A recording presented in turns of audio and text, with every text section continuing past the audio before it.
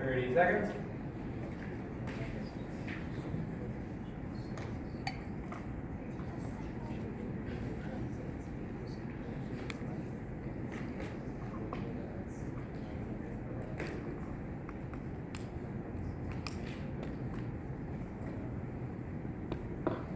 And seconds.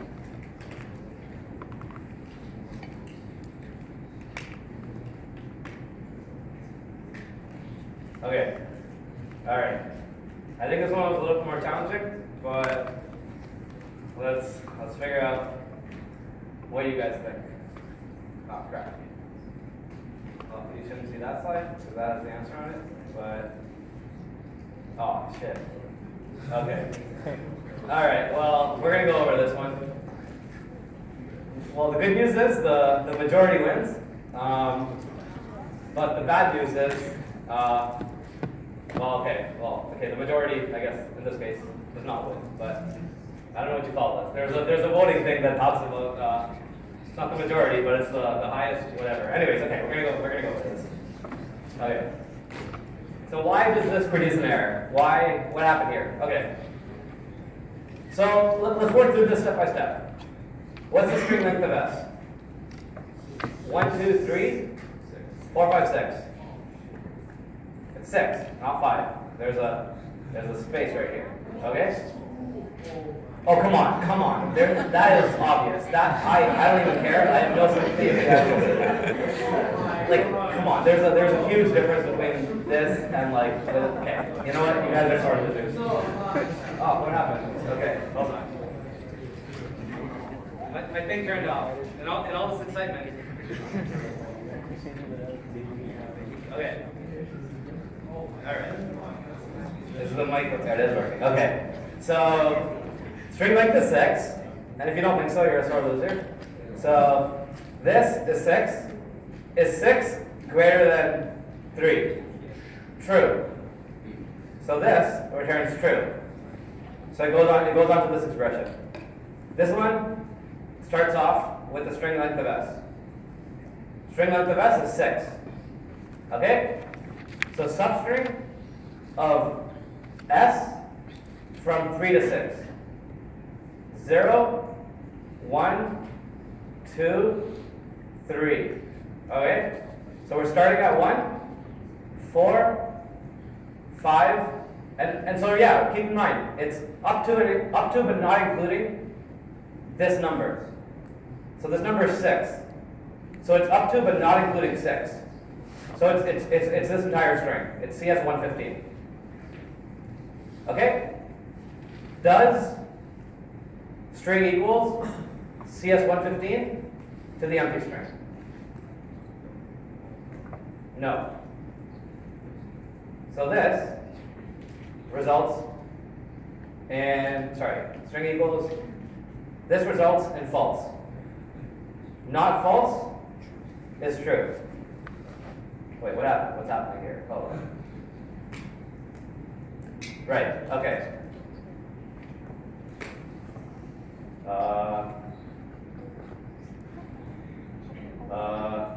Okay, well, let's continue with this. I don't know where my thought process is messing up, but let's continue with this. Okay, so the next thing is, I see what's wrong. Okay, so the next thing is plus xy. So we're going to add 3 and 6. So this gives us 9. Then we do less than 3 and 6, and that gives us true. Then we're doing greater than 9 to true. Right? What is greater than 9 to true? Well, let's figure out what greater than 9 to true is. Because I believe me, I've done a lot of math and I couldn't tell you what the answer to that is. So let's ask Racket. If we do greater than 9 and true, it expects 2 numbers. And we've passed in a Boolean. So we can't pass in a Boolean. We have to pass in numbers. So tracing is a little bit challenging. It's definitely not easy, but that's kind of how you have to do it. You have to go step by step and figure out what happened. And honestly, I actually had no idea what the answer was. I knew it was C just because I have answer slides, But until tracing it with you guys, I didn't see where the problem was. But after tracing it with you guys, I noticed the problem was in here. And the problem was we're trying to compare a number with a Boolean. And you can't compare a number and a Boolean. Yeah? When you're tracing and you get an argument that's not the right type, like it's a string when it's supposed to be a number or something, do you keep tracing every other argument, or do you immediately say, oh, this is going to produce an error? Like, do you immediately say whether it's an error? Like, say less than xy came before plus xy, and you evaluated that to true. Would you keep evaluating plus xy, or would you immediately say, hey, this is going to produce an error? You would keep evaluating. So you keep evaluating until the operation is called. So the question was this. If this and this were reversed, what would happen? And what would happen was you would evaluate this to be true, then you would evaluate this to be whatever number, and then after that, you would call the greater than function. And only once you call the greater than function will you realize that one of the arguments are false. So yeah, in terms of when it would happen, at the same time, roughly. In this example, at the same time. Because only once you call this function will it actually take in those arguments. And it takes them in roughly at the same time. Are we good with this? Any questions? So the problem, long story short, greater than expects numbers. And one of the arguments provided was, well, a Boolean, because less than returns Boolean. And greater than can only take in numbers. Okay? Are we good? Alright, moving on. That one was more challenging. I actually don't think that I'm doing a bad job at teaching because you guys didn't get that right. I think a lot of you guys are dumb. No, I'm kidding. I don't. It's a challenging question. It really is. Okay. Okay, so we're almost done with Booleans. Does everyone know why? I just want to, I'm a little insecure right now, so does everyone know why this results in an error? Do we understand, for everyone that voted A and B, do we know why now? We should. And if we don't, ask questions or figure it out. Because it's important to know that. It's important to know why that returns an error. Yeah? So instead of plus xy, if it was greater or less than something, it wouldn't work? No, it still wouldn't have worked. And the reason it doesn't work is because if you consider the contract, so the way you can determine if your function is going to give you an error many of the time is look at the contract. And so the contract for greater than tells you it takes in two numbers and it produces a number. The contract for, it takes in two numbers and it produces a Boolean. Because that's what the greater than function does. Now, because this less than has the same contract. It takes in two numbers and it produces a Boolean. And so because the output of this is a Boolean, you know this greater than, it's taking in a number and a Boolean. But we know the contract says greater than needs to take in a number and a number. And because it's taking in a number and a Boolean, that's when you know there's an error, because it's a contract violation. The contract said it took in two numbers, and it actually took in a number and a Boolean. And how do you know it took in a Boolean? Because the contract for less than says this output's a Boolean. So it's always about contracts. If you know what the contract of the function is, you can know if the arguments are valid or not. Okay? Alright, moving on. Okay. Okay, so the next topic is, we're still talking about Booleans, but now we're talking about Boolean functions. So up till now we've seen, the greater than function, the less than function, string greater than function. We've seen built-in functions that return Booleans. But we can make our own functions that return Booleans. There's no reason not to. The only thing you need to know, and this is just like a small style thing, if you're ever going to make a function that returns a Boolean, it needs to have a question mark at the end of it. Because it's essentially like you're asking a question. This function is asking a question, and it's going to return true or false, based on what the answer of this question was. And if you if you look at a lot of the built-in functions, well, look at them. They're like string less than, and then question mark, and then A, and then B. The only times there's not a question mark at the end of them is when you're actually comparing numbers. And the only reason for that is because, well, in math, we're so used to the less than function. It'd be weird to have like it'd be weird to like do less than question mark. But generally speaking, if a function returns a Boolean, it ends in a question mark. Come on. Worse. Okay. So yeah, our first example will be a function called between.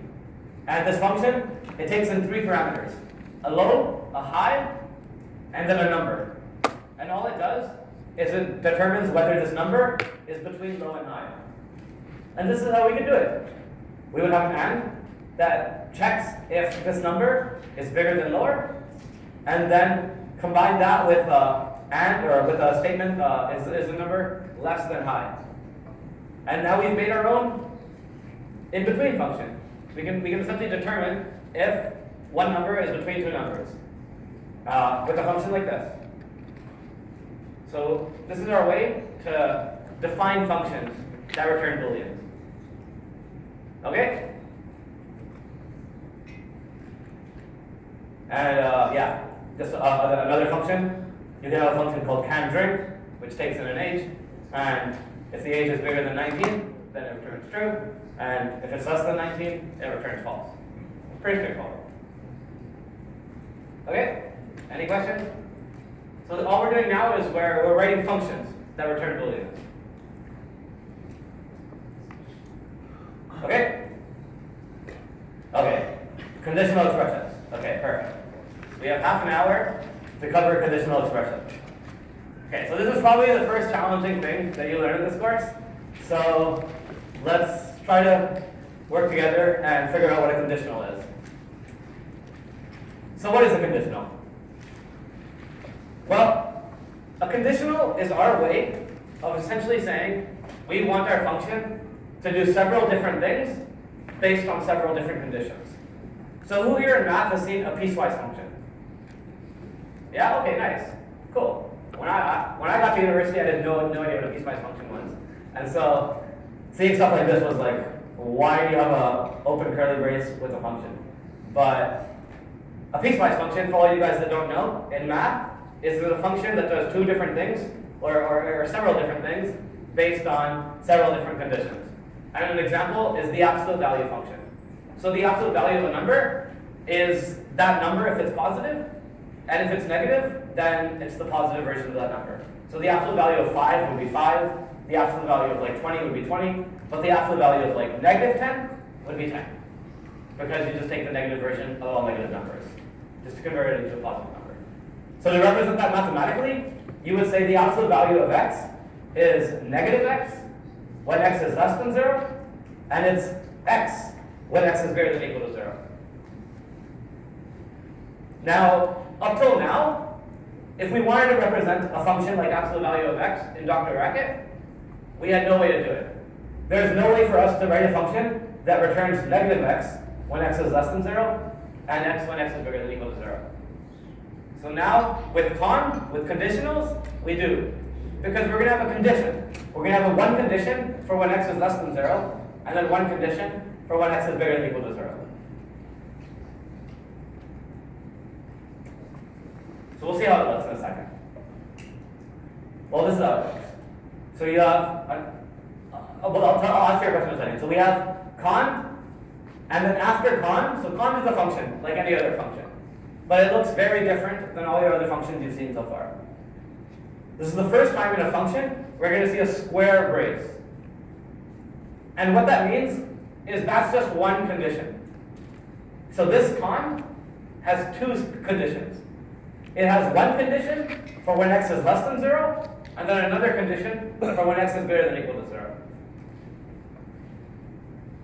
And the way a con works is it goes from top to bottom, and it looks at all the conditions, and when it encounters the first condition that's true, it'll do this thing. And if it thinks this is false, it'll go on to the next condition. So it's kind of like AND in that sense. If this is true, or sorry, it's kind of like OR in that sense. If this is true, it's not going to return true, but it'll return this thing. And if it's false, it'll just go on to the next thing. So let's see what happens here. Well, okay, so first, this is how you would do it for the absolute value function. You would have a con. If it's less than 0, return negative x.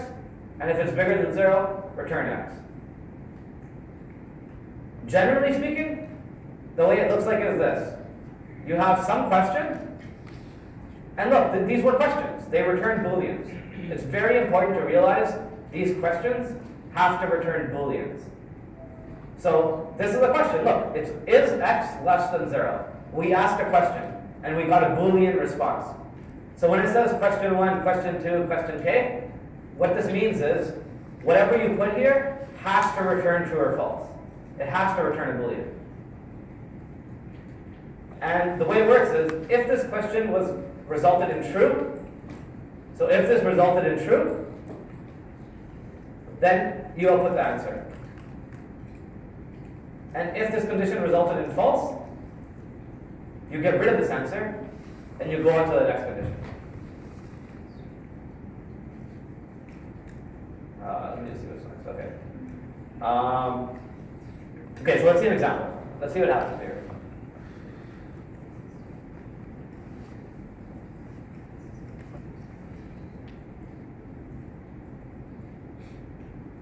Okay, so I'm just going to make up a question right now. So write a bracket function called first or second that consumes two numbers. The function consumes two numbers, num1, num2. The function returns first if num1 is greater than num2. Second, if num2 is greater than num1. And the number 0, actually, and equal if the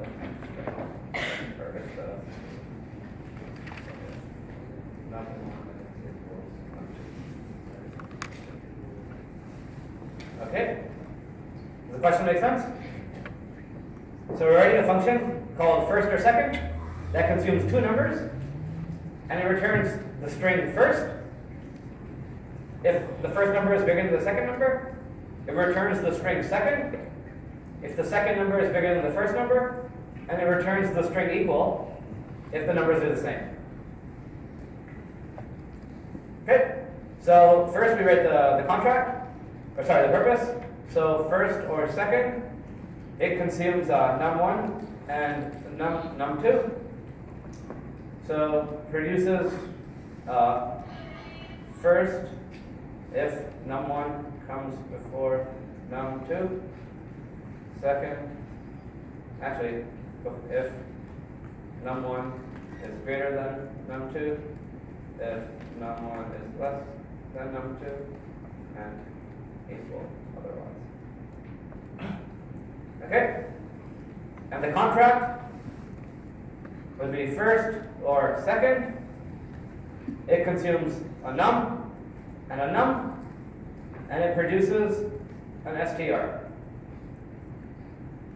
Is this font big enough? Can everyone see this? Alright, let's make it a little bit bigger. There's a way to do this. Increase font, so Control plus. There, that's probably a little better.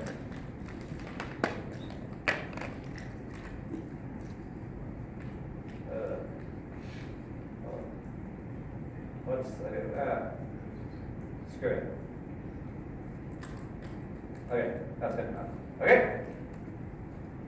So that's a contract. Is there any examples? Or sorry, is there any required statements for this? No, there's no requirements.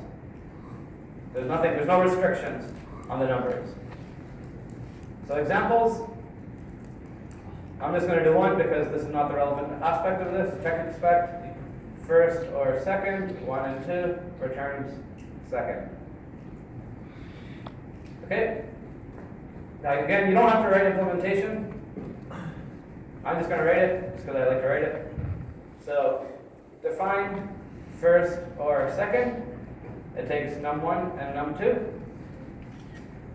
So what does it do? Well, because this function is going to return first, second, or equal, depending on what our inputs are, we need a condition that compares what our inputs are. So we're going to have con, and then we're going to have condition 1, condition 2, and there's going to be 3 conditions, right? We're going to have 1 if num1 is greater, 1 if num2 is greater, and then 1 if they're the same. And then we're going to close our con, and we're going to close our define. So that's kind of how you want to start all your condition statements. If you know you're going to use con, first figure out how many conditions you have, and then close the entire function. Because generally speaking, this is how most of your functions are going to look from now on. Now in here, let's also break it down. So we have a question, and then we have an answer. And we have this 3 times. We have a question and an answer 3 times. We have a question answer here, a question answer here, a question answer here. Okay? So what's our first question? Well, our first question, again, this has to return a Boolean. So we have to return true or false. So our first question should be, is num1 bigger than num2? Okay? And in this case, if num1 is bigger than num2, what should we return? We should return the string first. So this answer will be first. Now, the next question we should ask is num1, is num1 smaller than num2? And if that's the case, we should return second. Lastly, we should say equals num1. If they're equal, return equal. Okay? And now for tests, we're going to have, I'm going to go over this really quickly because it's not relevant to the question. This 1 when 1 is bigger, or sorry, 1 when the first one is bigger, and then obviously 1 when they're a tie. And I also have negative numbers, and then 0 and positive numbers.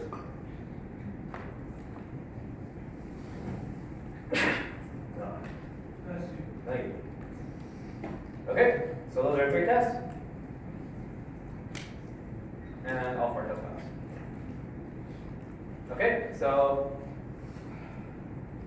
that is our way of using conditionals.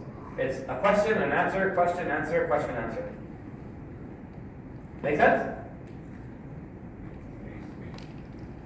This is probably one of the most important concepts, or it's the most important concept you've learned up till now. And like, this is going to be, I promise you, most of your functions from now on are going to start like this. You're just going to have define, function name, and then like parameter 1, parameter 2, parameter n. And then they're all going to start like this. They're all going to be con, a bunch of cons, and all your functions from now on, for the most part, are going to look like this. And there's no like special reason for that. The only reason for that is anytime you have to do something complicated, you need to do more than one thing. You don't just do one thing. Like if you open up the Facebook application, it's not just doing one thing, it's doing like 10 different things. And the way you do that is with conditionals.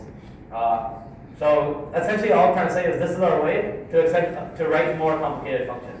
Because up till now, all the functions we've written have only done one basic thing, whatever that thing may be. But now, we can actually do several things. And it's going to be like this. You're going to have a con, and you're going to just do several things. You're going to do as many things as you want. And then at the end of it, you're just going to close your entire con. Okay? So again, let's just memorize this formula, or this format. Open bracket con, and then just have as many open bracket and close brackets as you need for each question and answer pair. And then you're going to have a question and an answer for each one. Okay? Does this make sense? Now, one small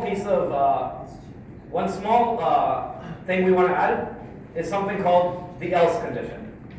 And the else condition is essentially the idea that after you've gone through all your conditions, there's going to be something that's like, okay, what about everything else? And so your final condition is oftentimes, you don't have a question. You just have an else and then an answer. And what this means is, what happens if none of these are true? What happens if everything you've tried to check for is false so far? Then just do this. And generally speaking, you should always have an else. You should always have an else. So up here, how do we turn this into an else?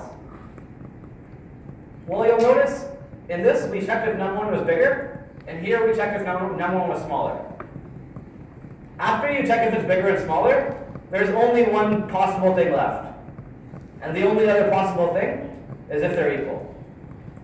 So here we don't actually need to do this. We can just have else return equal. And the reason we can do this is because there's only one possible thing left. And so the idea is, down here,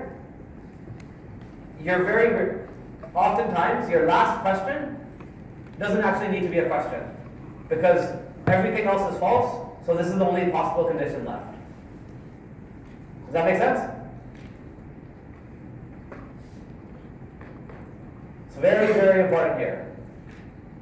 Con, followed by a bunch of open close brackets, square close brackets, and then within each bracket, you have a question and then an answer. And the question has to return a Boolean. It has to return a Boolean. And the reason it has to return a Boolean is because you need to know, am I going to go to this answer or not? That's what the question's asking. Am I going to go to this answer or not? And the only way this question can tell you if you're going to go to this answer or not is if it returns a Boolean. Because if you're going to ask, should I output this answer? This better be a true or false. And if it's not true or false, it doesn't make sense. If I had to ask you, should I output this answer, and you would tell me 5, that doesn't make sense. But if I ask you, should I output this answer, and you tell me true, then it's like, okay, I'm going to output the answer. And if you say false, then I say, okay, let's go to the next question. But if I say, am I supposed to output this answer, and you say hello, that doesn't tell me whether I should output the answer or not. Only if the question returns a Boolean do you know whether or not you should output the answer. Okay? So once again, con, followed by a bunch of square brackets with question and answers, and question K could be an else. Okay? Does this make sense? This is definitely like, I think it's more challenging than everything else so far. So if you have any questions, feel free to ask. Because like, this is definitely more complicated than previous topics. Yeah. So another example over there, both else and like equals would be correct. You have to. I'm gonna say you should always have an else clause. If you don't have an else case, there's something wrong with your code. And generally, so in terms of whether the code is correct, the code is correct. It's a design thing. It's a style thing. So it's correct in terms of whether it does the same thing or not. It does the same thing. But in terms of style and like design recipe stuff, you're going to lose marks for that if you don't have an else place. Because the else is essentially saying, what am I doing in all other cases? And there should be something that accounts for that. Yeah? You mentioned a while back when you were talking about like the absolute value function and Yeah. piecewise functions that you can't put that function into Racket without using a conditional expression. Yeah. Why can't you just do max of the number Okay, and true. I know what you're thinking about. You can. So yeah, I guess there is a way to do it. There is a way to convert the absolute value function into Dr. Racket without using conditionals, but generally speaking, there is no way. So that function I just used as an example. yeah, you can't. There's no way to do yeah. that one. But yeah, the max function can definitely be converted. Get into it. Okay, so assignment 3 is going to have to use conditionals. And just a note on assignment 3. So questions 1, 2, and 4 are generally more easier than question 3. Question 3 is significantly more difficult. And so I highly recommend trying questions 1, 2, and 4 and doing question 3 at the end, only because I don't want you getting stuck with question 3 and not trying question 4. Yeah, small note. Okay, we're almost done conditional, so let's get through this because it gets a little bit more complicated than what I'm showing you right now. Okay, so, well, let's read what the slide says. The questions are evaluated from top to bottom order. So you always start at the top and you go all the way to the bottom. And that's how you go from one condition to the next one, to the next one, to the next one. And as soon as any of the questions return true, you go to the answer. And if the question returns false, you just go to the next question. So you can think of it as like 2 columns where you're always here, and if this returns true, you go here. And if it returns false, you go to the next one. And if it returns false, you go to the next one. And if it returns true, you go here. If it returns false, you go to the next one. And then you keep going to the next one, and finally, you're eventually going to get to one that returns true, and then you go here. You go to the answer. Okay? So let's talk about how you trace con, because this is probably one of the most annoying things to trace, but you need to know how to trace it. So if you have con false, followed by some other expression, like I said earlier, you go to the next one. If your question evaluates to false, you go to the next question. So con false goes to the next question. Con true with some expression goes to that expression. So this is con question and answer, and if the question's true, you return the answer. And in the else